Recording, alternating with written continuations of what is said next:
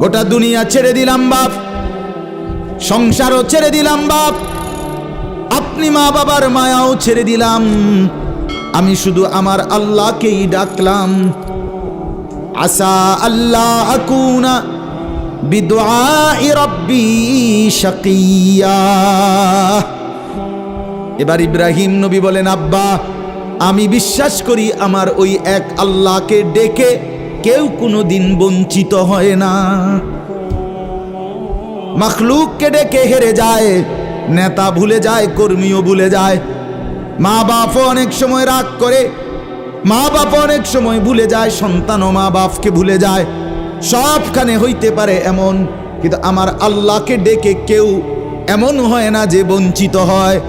আল্লাহকে বান্দা যখন জমিন থেকে ডাক দেয় আল্লাহ রব্বুল আলামিন সাথে সাথে বলে লাব্বাইক ইয়া আবদি,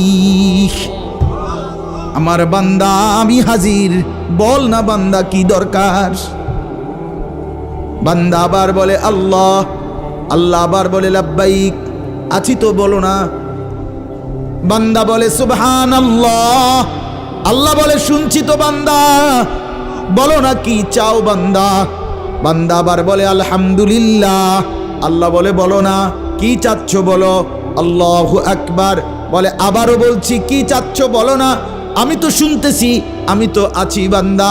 কিন্তু বান্দা যখন শুধু আল্লাহকে ডাকতে থাকে, জিকির করতে থাকে, তাসবিহ পড়তে থাকে, মনের কষ্ট দুঃখ বেদনা চাওয়া পাওয়া কিছুই বলে না, শুধু জিকির করে, শুধু জিকির করে, শুধু আল্লাহকে ডাকে, আল্লাহকে ডাকে, শেষ পর্যন্ত আল্লাহ খুশি হয়ে বলে বান্দা তুই যেহেতু আমাকে ডেকে মজা পাইছো, ঠিক আছে বান্দা তুমি আমাকে ডাকতে থাকো, আমি আল্লাহ তোমাকে দিতে থাকি।